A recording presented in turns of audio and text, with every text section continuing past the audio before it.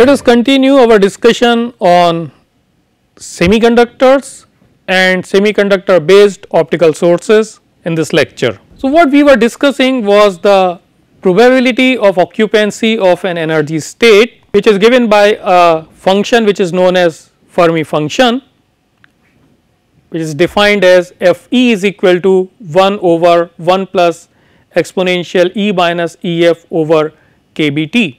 Let us look at intrinsic semiconductor and the probability of occupation of energy states in an intrinsic semiconductor. This kind of distribution, which is defined by this Fermi function, is known as Fermi-Dirac statistical distribution. So, in an intrinsic semiconductor, I have valence band and I have conduction band.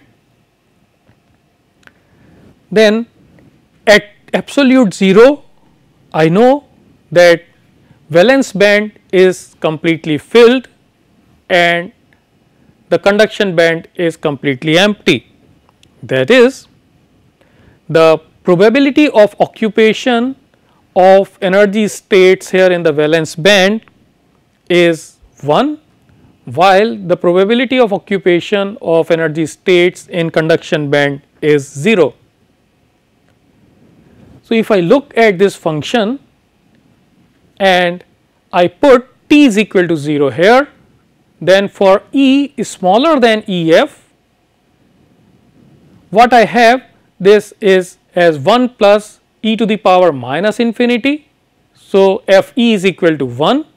So, I have the probability of occupation 1, while for energies larger than E f, I have this, because of t is equal to 0, this becomes infinity. So, f e is equal to 0. So, what I see that at absolute 0 up to this level, the probability of occupation is 1, while above this level the probability of occupation is nil. At elevated temperature, at elevated temperatures what happens? Some of the electrons go here. So, there are some states which are occupied by the electrons, then and there are some vacancies created here. So, the probability of occupation in the valence band goes down a little and the probability of occupation in the conduction band increases from 0. At E is equal to E f, however, what I find that it is e to the power 0. So, 1 over 2, it is half. So, I define Fermi level as E is equal to E f, where f E f is half, f at E is equal to E f is half, that is at some finite temperature T, the level which has 50% probability of occupation, it is a Fermi level, and at absolute 0 the level up to which the probability of occupation is 1 and above which the probability of occupation is nil. So, this is known as Fermi level. In an intrinsic case semiconductor, the Fermi level lies in the middle of the gap. If I have n type semiconductor, then there are large number of electrons here. So, large number of states are occupied here. So, the Fermi level shifts up. Correspondingly, the Fermi-Dirac distribution looks like this. You have more electron states occupied here. So, you have a larger value of f e here, while in p type semiconductor you have large number of holes here. So, the Fermi level shifts down.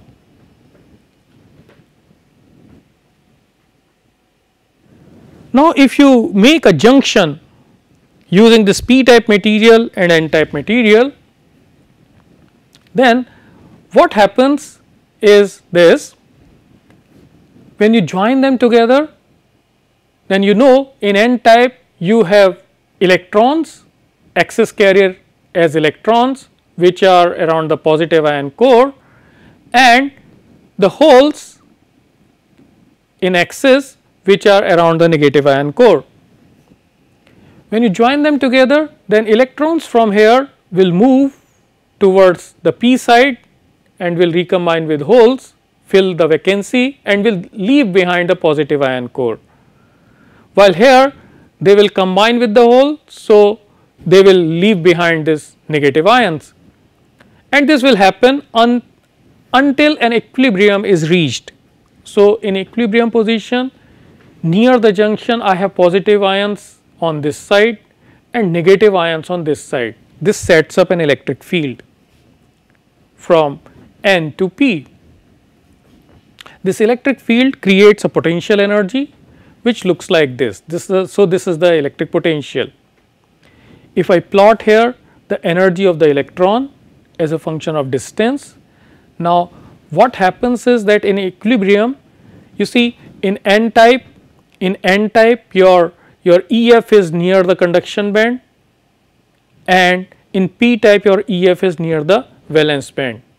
When equilibrium is reached, then this EF is somewhere here and there is banding of this. So, this shifts downwards, this shift upwards, okay, and there is a potential created here, okay, because of this electric field. So, what happens is that this potential or this electric field prevents electrons going from here to there and holes from here to there. Okay. Remember that this is electron energy, that is energy of electron is increasing in this direction, correspondingly the energy of hole is increasing in this direction. So, this is a barrier for electrons and this is a barrier for holes. So, you have a potential barrier created here, and the height of this barrier is EV naught. If you forward bias it, that is if you apply the positive field here, so positive potential here and 0 or negative potential here, then you are basically decreasing this potential barrier. Then electrons, some of the electrons can now flow from here to the from n type to the p type, and holes can flow from p type to the n type, and there would be conduction. Okay. So, this is forward bias p-n junction. If you reverse bias it, that is if this is negative and this is positive, then you will further enhance this, okay, and there would be no current flowing in the circuit or very small current will be flowing in the circuit.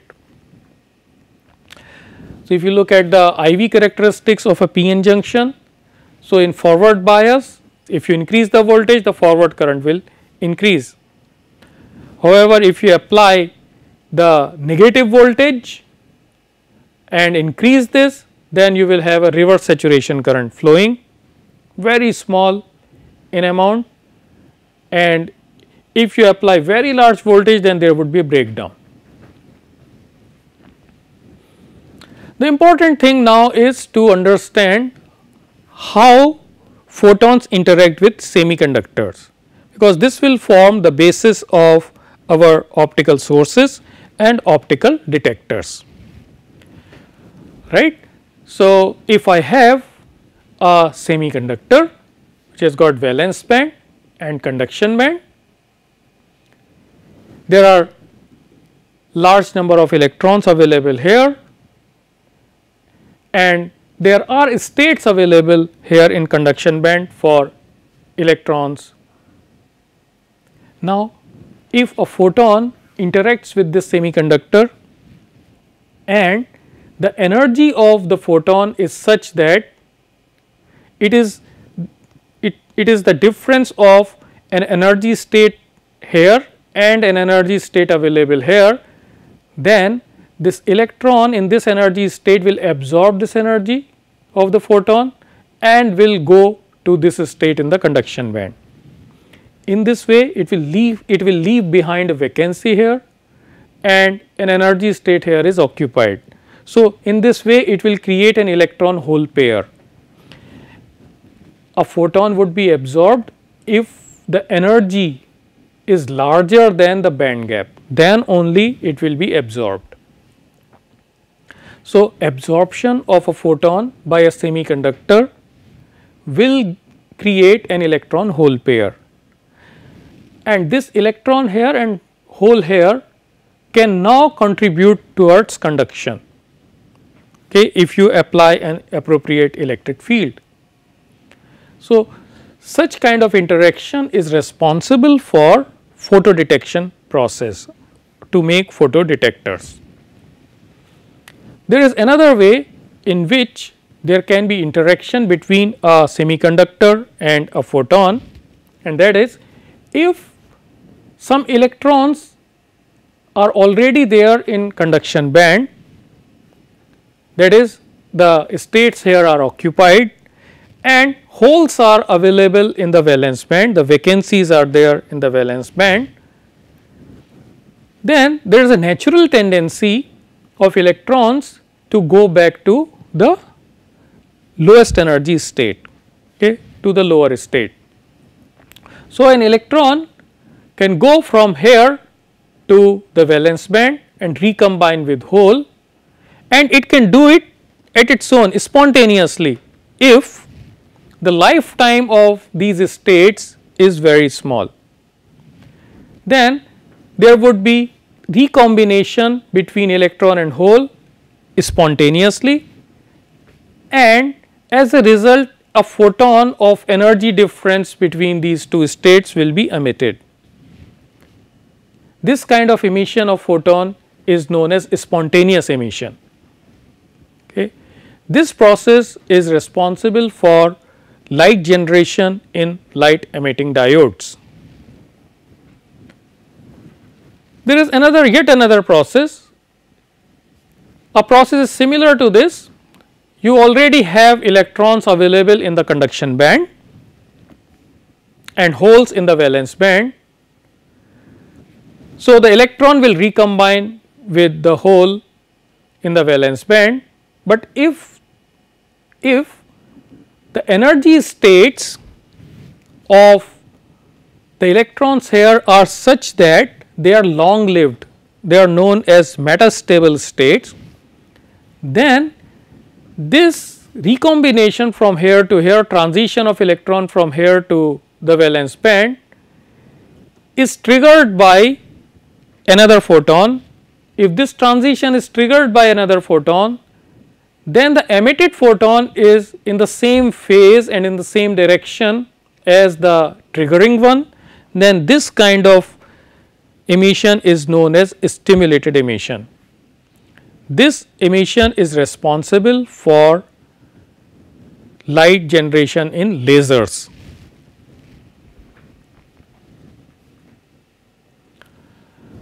So, we have semiconductor p-n junction diode based light sources as light emitting diode, where the light generation is via the process of spontaneous emission. So, what you do, you forward bias a p-n junction diode. By forward biasing it, you are basically injecting the carriers, that is electrons in the conduction band and holes in the valence band. So, since you have now electrons available in conduction band and holes in the valence band, so this recombination of them is in a spontaneous manner will give you light output, and this light is incoherent, and this is the process responsible for generation of light in light emitting diodes. However, if the light emission is via the process of stimulated emission, then you amplify the radiation, and if you place two mirrors here and provide feedback in the cavity, then you can make it a laser. From amplifier you can make the oscillator, and that is basically a laser. Okay. So, this is the process responsible for light generation in laser diodes. So, let us now look at light emitting diodes. So, these are various forms of light emitting diodes available, commercially available. The process responsible here for light emission is injection electroluminescence. So, I explain this with the help of a strongly forward biased heavily doped p-n junction diode. So, if this p-n junction is heavily doped, then there are large number of electrons in the conduction band and large number of holes in the valence band, such that this Fermi level goes even inside the conduction band, and this Fermi level shifts to inside the valence band, and these are known as quasi Fermi levels. The consequence of this heavy doping and strong forward bias is that you are injecting lot of carriers, and lot of carriers are available here now. So, if I look at in the junction region, then in the junction region there is simultaneous abundance of electrons and holes. Then these electrons will make transitions, will recombine with holes and give you light output, photons coming out, light radiation. Okay. And in this way an LED will work, LED will emit light. So, if you have a p-n junction diode, you forward bias it and you get light out of it. A very important parameter of a light emitting diode is its efficiency, quantum efficiency, how efficient it is in generation of light. To understand this, let us go back to the very basic phenomenon of light emission in such devices. I have just seen that light is emitted by radiative recombination of electrons and holes. So, electron is in the conduction band, hole is in the valence band, electron recombines with hole, there is a radiative recombination. So, photon comes out, but this electron can recombine with hole by another process also, that is by releasing heat, by releasing thermal energy instead of releasing the photon. Such kind of combination is known as non-radiative recombination. So, I now have two kinds of recombinations. One is radiative recombination where photon comes out, another is non-radiative recombination where the energy is released in the form of thermal energy. But I know that light is generated by the process of radiative recombination. So, when I inject current in a p-n junction, I create electron hole pairs, then not all the electron hole pairs recombine radiatively. Some of them are recombined non-radiatively, and this gives me some finite quantum efficiency, because some part is lost in heating up the device. So, it will give me finite quantum efficiency of the LED. I cannot have 100% quantum efficiency in an LED in such a way. So, to work out the expression for quantum efficiency, let us look at the carrier concentration, how the carrier concentration decreases with time, okay, because electrons recombine with holes. So, the number of electrons decrease in the conduction band and number of holes decrease in the valence band.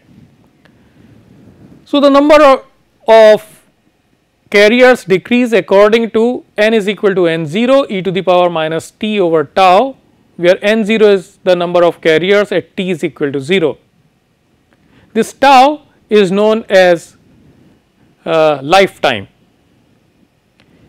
I can find out from here what is the rate of decrease of carrier concentration by simply doing dN over dt.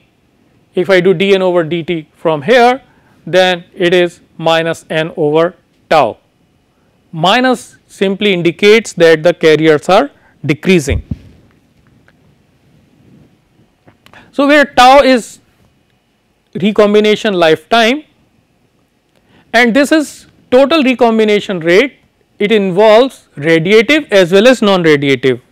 Okay, I do not know which process is responsible here in what proportion. Then tau is basically total recombination lifetime. Now, if I say that RR is the rate which is due to radiative recombination, then RR would be given by n over tau R. I drop the minus sign because it only indicates the decrease in the number of carriers. Then RR is equal to n over tau R, where tau R is the radiative recombination lifetime, and you can also have decrease in the concentration of carriers by non-radiative recombination. So, I define radiative recombination rate as RNR is equal to n over tau NR, where tau NR is the non-radiative recombination lifetime. So, the internal quantum efficiency I can now calculate because the light in LED is coming out only because of radiative recombination. So, the internal quantum efficiency is given by eta internal is equal to RR divided by RR plus RNR. That is what fraction of recombinations is via the process of radiative recombination.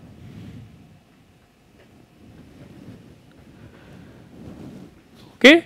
Since R is equal to n over tau, so if I put it there, so I can write it down as tau over tau R, where tau is the total recombination lifetime and is given by 1 over tau is equal to 1 over tau R plus 1 over tau NR, because R is equal to RR plus RNR. In general, this tau R and tau NR are comparable for a direct band gap semiconductor such as gallium aluminum arsenide or indium gallium arsenide phosphide. So, if they are comparable, then eta internal is typically 50%. This is for homojunction LEDs. Homojunction means the junction between the same material. Here p type and n type materials are the same.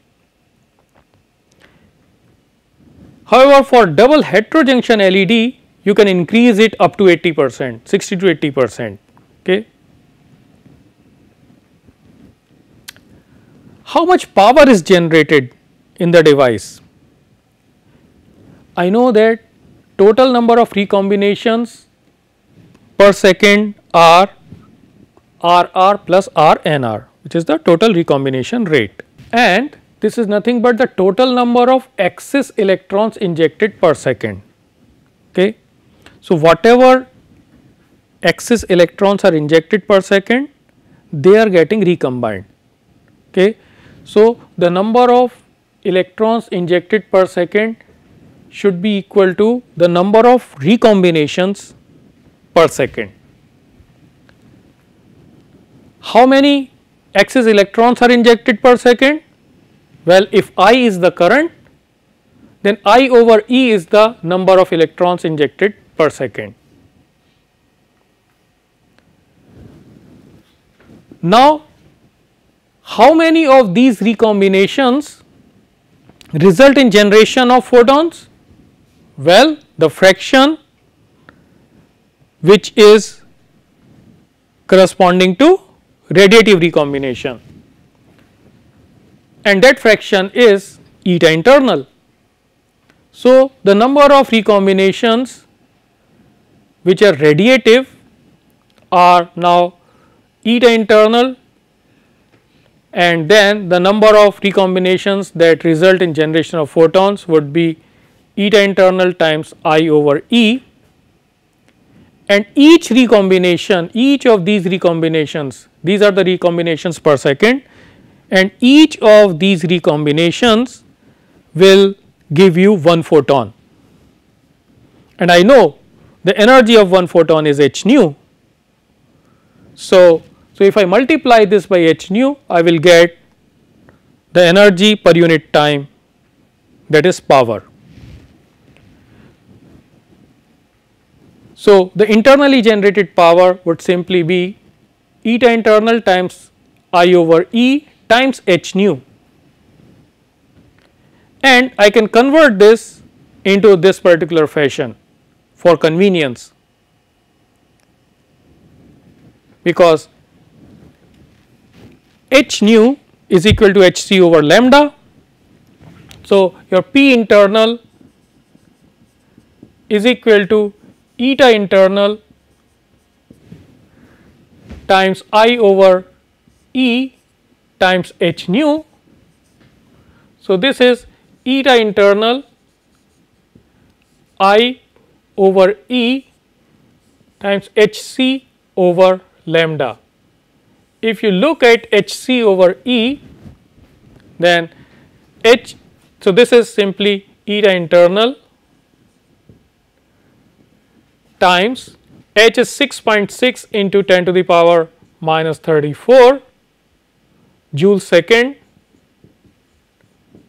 C is equal to 3 into 10 to the power 8 meter per second, and E is equal to 1.6 into 10 to the power minus 19 coulomb